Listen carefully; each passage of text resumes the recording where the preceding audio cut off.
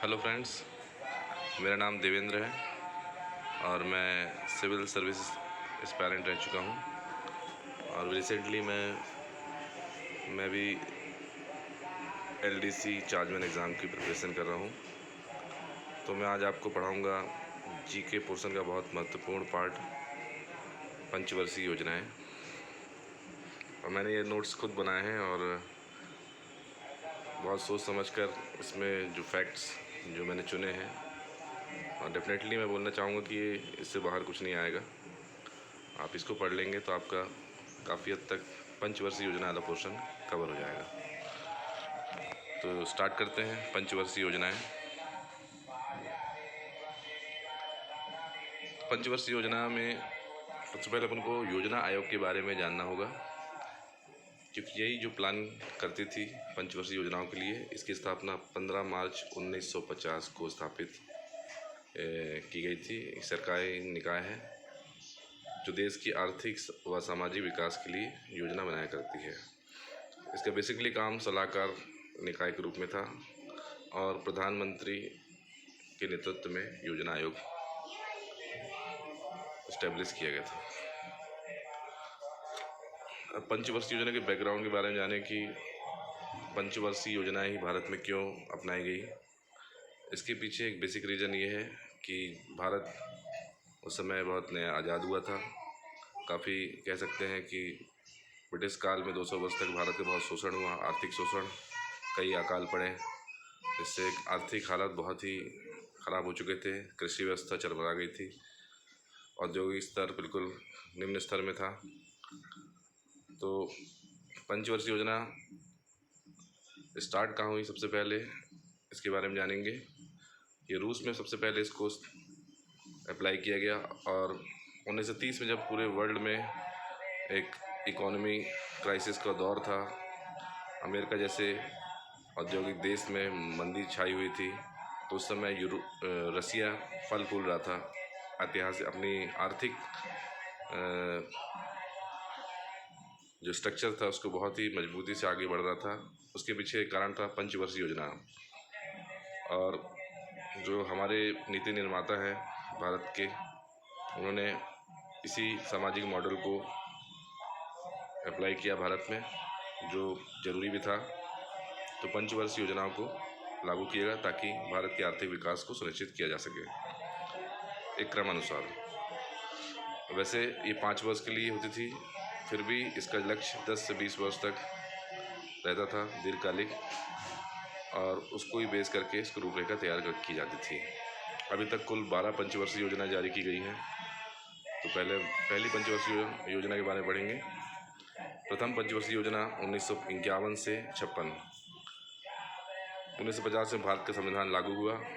उसके बाद देश के आर्थिक विकास की जो शुरुआत की गई 1951 से 56 के बीच प्रथम पंचवर्षीय योजना के रूप में। और इसका जो मेन अट्रैक्शन है हेराल्ड डोमर मॉडल। ये प्रथम पंचवर्षीय योजना जो मॉडल तैयार किया गया था, हेराल्ड डोमर इसके जो नीति नियंता थे। और इसका पहला फोकस जो था, मुख्य फोकस, कृषि एवं सिंचाई। ये ज़रूरत भी थी, भारत एक कृषि प्रधान देश है और कृषि इसकी मूलभूत ज़रूरत थी। तो स्टार्ट कृषि और सिंचाई को लेकर ही किया गया है। और इसी योजना में के अंतर्गत जो सिंचाई परियोजनाएं थी, हीराकुड बांध जो कि उड़ीसा में है, भाखड़ा नागल पंजाब, और मैटूर बांध इसी दौरान शुरू किए गए थे।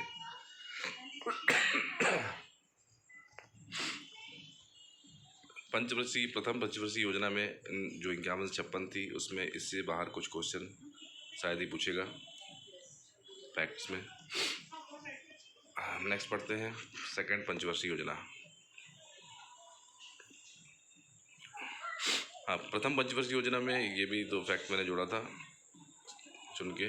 5 IIT स्थापित किए गए थे और सामुदायिक परियोजना की शुरुआत की गई थी। 1952 में शुरुआत की थी बेसिकली। सामुदायिक परियोजना प्रथम पंचवर्षीय योजना के समय स्टार्ट हुई थी। अगले आते हैं 1956 से 51, जो द्वितीय पंचवर्षीय योजना स्टार्ट हुई। PC महालनोबिस मॉडल पर आधारित थी इसको ऐसे समझ सकते हैं, महाल यानी महान उद्योग, महाउद्योग की स्थापना हुई थी और इसका फोकस भी उद्योगों पर था। तो पीसी महालनोबिस मॉडल पर आधारित द्वितीय पंचवर्षीय योजना थी और इसका मुख्य फोकस औद्योगिक उत्पादों एवं औद्योगिकरण पर विशेष जोर था। इसी दौरान भिलाई, दुर्गापुर, राउरकेला इस्पात संयंत्रों की स्थापना की, भारी उद्योग था ये और ये आधारशिला रखी गई थी। तो भिलाई जो छत्तीसगढ़ में है, स्टील प्लांट, दुर्गापुर पश्चिम बंगाल में, और दुर्गापुर ब्रिटिश गवर्नमेंट के सहयोग से बनाया गया था। राउरकेला इस्पात संयंत्र ये जर्मनी के सहयोग से बनाया गया था। इसका जो विकास लक्ष्य 4.5% निर्धारित किया था, लेकिन वास्तविक जो दर प्राप्त हुई थी 4.27, काफ़ी मायने में सफल थी। तो ये 3 मुख्य फैक्ट है इसके। और पीसी महालनोबिस ये मॉडल, ये जो सेकेंड पंचवर्षीय योजना है, काफ़ी क्वेश्चन पूछ चुके हैं।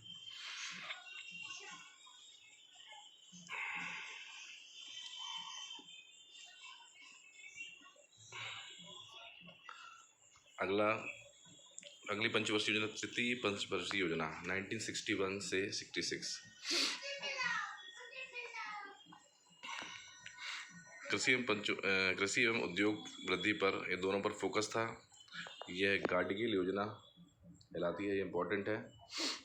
गाडगिल योजना के रूप में इसे जाना जाता है और इसकी क्वेश्चन बनता है कि भारत चीन युद्ध और 65 का वॉर किस पंचवर्षीय योजना के दौरान हुआ था। तो सिंपल है, 61 से 66 तक पंचवर्षीय योजना, तीसरी पंचवर्षीय योजना स्थापित हुई थी और 1962 में भारत चीन वार हुआ था और 1965 में पाक से युद्ध हुआ था और ख़राब मौसम के कारण थोड़ा पंचवर्षीय योजना में इफेक्ट पड़ा था और लक्ष्यों को प्राप्त करने में कठिनाई हुई थी। तो इसका इम्पोर्टेंट फैक्ट यही है,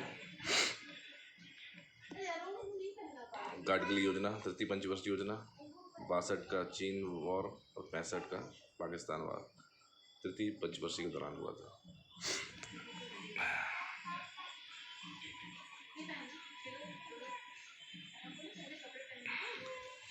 – 1966 से 69 ये दौर थोड़ा कठिनाइयों का था क्योंकि 2 महायुद्ध झेल चुका था भारत। तो प्लान हॉलिडे लाया गया, 3 वार्षिक योजनाएं तैयार की गई थी और ये भी कृषि एवं उद्योगों पर फोकस थी। इसके बाद पढ़ते हैं चौथी पंचवर्षीय योजना जो 1969 से 74 तक निर्धारित की गई थी। इसका मुख्य फोकस कृषि विकास एवं हरित क्रांति पर जोर था।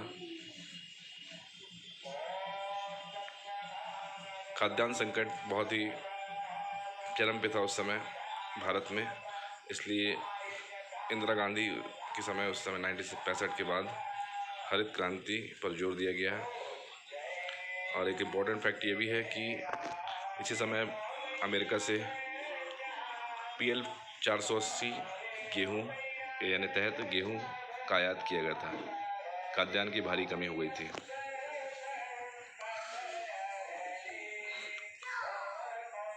चौथी पंचवर्षीय योजना की विशेषता है कि 14 भारतीय बैंकों का राष्ट्रीयकरण किया गया था। वन ऑफ देम भारतीय स्टेट बैंक भी था और इस समय इंदिरा गांधी की सरकार थी।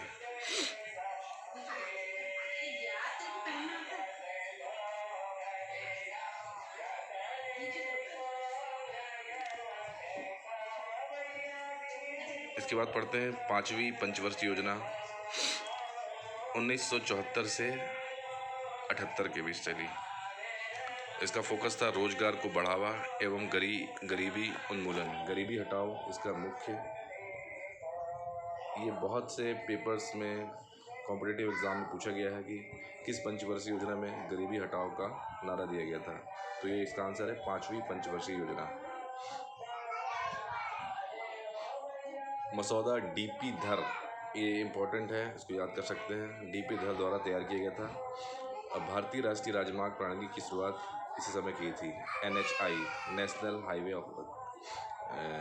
Authority of India. ओके, इसी समय न्यूनतम आवश्यकता प्रोग्राम लॉन्च किया गया था। मिनिमम नेसेसरी प्रोग्राम स्टार्ट हुआ था। ये इम्पोर्टेंट फैक्ट है, याद कर सकते हैं इसको। फिर इसके बाद 78 टू 80 तक रोलिंग प्लान अपनाया गया था, जिसको गुन्नार मेडर द्वारा बनाई गई थी। ये रोलिंग प्लान, ये इम्पोर्टेंट है, गुन्नार मेडर। रोलिंग प्लान क्यों आया था, इसके पीछे एक राजनीतिक कारण है। उस समय जनता पार्टी की सरकार आई थी, तो पंचवर्षीय योजना को नकार दिया था। फिर 1980 में फिर कांग्रेस सरकार आई और उसने रोलिंग प्लान को नकार कर अगली पंचवर्षीय योजना स्टार्ट की।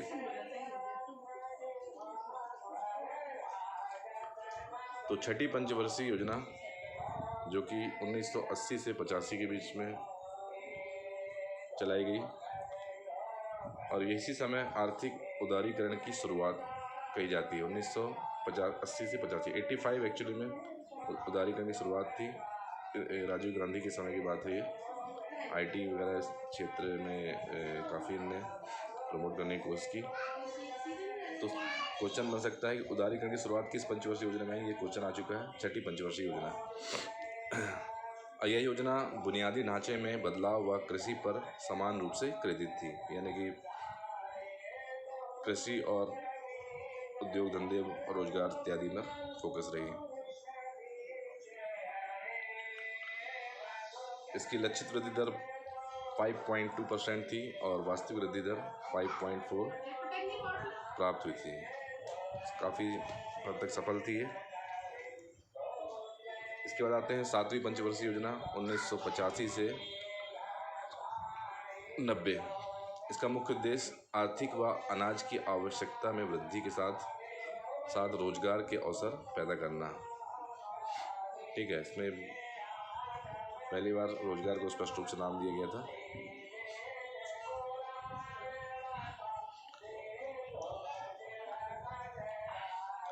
इसका इम्पोर्टेंट फैक्ट है 1989 जवाहर रोजगार योजना को स्टार्ट किया गया था। ये किस दौरान है, सातवीं पंचवर्षीय योजना के दौरान है।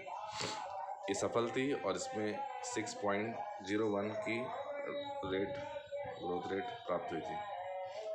अगले आते हैं फिर 89 से 91 राजनीतिक अस्थिरता का दौर था। इसी समय राजीव गांधी की हत्या भी थी और कई सरकारें आई, गिरी भी। तो 89 से 91 और 91 से 92 तक द्विवार्षिक योजनाओं को स्टार्ट किया गया था। इसका इम्पोर्टेंट फैक्ट ये है कि 91 में विदेशी मुद्रा संकट हो गया था और डॉक्टर मनमोहन सिंह ने मुक्त बाजार सुधार को लॉन्च किया था। ये इम्पोर्टेंट है, यानी उदारीकरण की शुरुआत, पीपीपी मॉडल, पीपी जिसको बोलते हैं प्राइवेट पब्लिक पार्टनरशिप। निजीकरण और उदारीकरण, यही वो बात वही है कि उदारीकरण की शुरुआत हुई थी। जो आर्थिक उदारीकरण का दौर जिसको बोल सकते हैं 1991 से स्टार्ट होता है और उसमें मुख्य भूमिका किनकी थी, डॉक्टर मनमोहन सिंह की। नेक्स्ट आते हैं नौवीं पंचवर्षीय योजना। ये 1997 से 2002 तक चली, निर्धारित थी। इसका बहुत इम्पोर्टेंट फैक्ट ये है, न्याय, इसका जो फोकस था, उद्देश्य न्याय एवं समानता के साथ विकास पर जोर देना।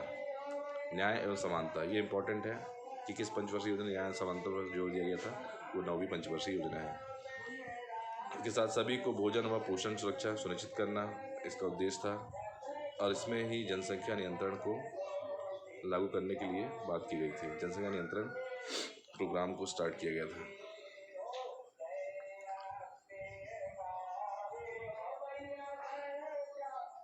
नेक्स्ट पढ़ते हैं 10वीं पंचवर्षीय योजना है। मैं इम्पोर्टेंट फैक्ट्स ही बता रहा हूँ जो आपको परीक्षा में बहुत उपयोगी होगा।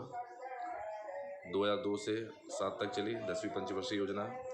इस समय जीडीपी दर 7.7 हाईएस्ट थी, 7.7% रही है। इस योजना का मुख्य उद्देश्य देश से गरीबी और बेरोजगारी को समाप्त करना तथा अगले 10 वर्षों में प्रति व्यक्ति आय को दुगनी करना। ये इम्पोर्टेंट है। 10वीं पंचवर्षीय योजना में 2016 तक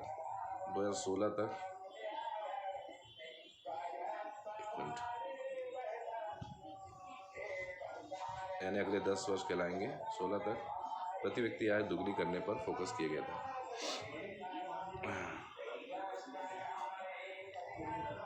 अगला फैक्ट है, इसी पंचवर्षीय योजना का 7 से 5 अरब डॉलर का FDI निवेश FDI निवेश का लक्ष्य रखा था। FDI मतलब होता है फॉरेन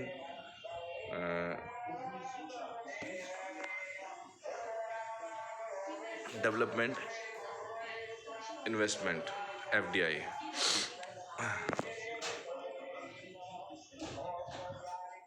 तो इम्पोर्टेंट क्या है, 7 से 5 अरब डॉलर का FDI निवेश का लक्ष्य रखा गया था। योजना अवधि में 5 करोड़ नए रोजगार अवसर सृजन सहित साक्षरता, शिशु मृत्यु दर, वन विकास के बड़े लक्ष्य को रखा गया था। ये इम्पोर्टेंट है। इस योजना में 7.7% की औसत सालाना वृद्धि दर तक की सर्वोच्च वृद्धि दर प्राप्त हुई थी। ये सफल थी। ये होगी 10वीं पंचवर्षीय योजना। ओके, तो इसका मेन अट्रैक्शन यही है, 7.7% रही है। गरीबी बेरोजगारी को समाप्त करना है और अगले 10 वर्षों में प्रति व्यक्ति आय दोगुनी करना इंपॉर्टेंट है इसके लिए। इसी समय 7 से 5 अरब डॉलर का FDI निवेश का लक्ष्य रखा गया था। अवधि में 5 करोड़ नए रोजगार अवसर सृजन, शिशु मृत्यु दर, वन विकास इत्यादि पर जोर किया गया।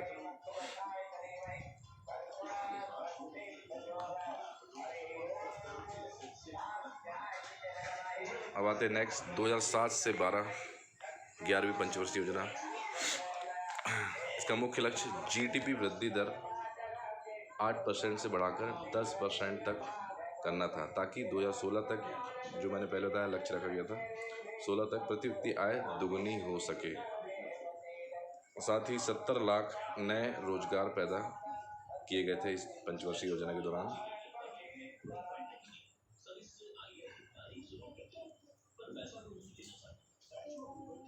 जीरो से 6 वर्ष की आयु तक के बच्चों के लिंगानुपात को 2011 तक 935 करना और उसे 2017 तक 950 करना। ये इंपॉर्टेंट फैक्ट है यहाँ पर। तो 11वीं पंचवर्षीय का मुख्य उद्देश्य क्या था? 8 से 10% करना और प्रति व्यक्ति आय ताकि 2016 तक दुगनी हो सके। 70 लाख नए रोजगार पैदा किए गए और 0 से 6 वर्ष की आयु तक के बच्चों के लिए लिंगानुपात जो 935 तक पहुँचाना था और 11 से 17 तक 950 तक पहुँचाना है।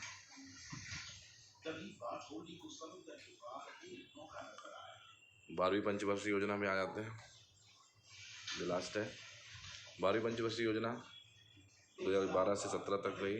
इस पंचवर्षीय योजना का मुख्य उद्देश्य तेजी से, ये इम्पोर्टेंट है, तेजी से समावेशी और सतत विकास के उद्देश्य को साथ साथ 8.2% की वृद्धि दर हासिल करना।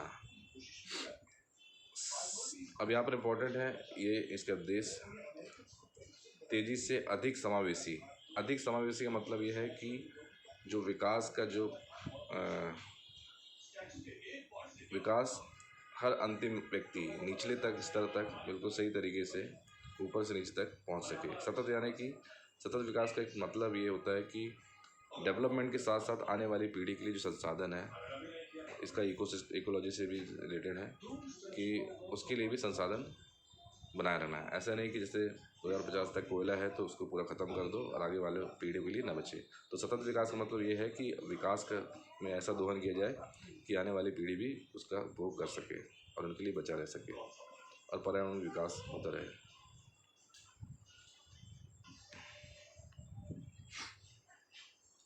इम्पोर्टेंट इसका ये भी है जो उसमें लक्ष्य निर्धारित किए गए थे: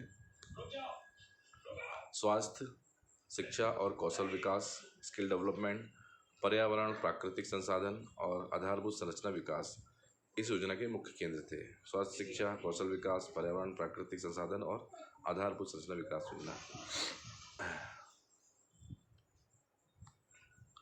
तो ये थी 12वीं पंचवर्षीय योजना।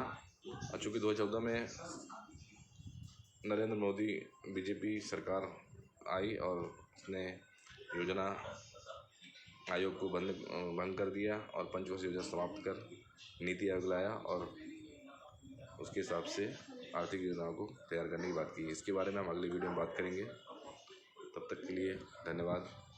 Thanks for watching. शब्बा खैर।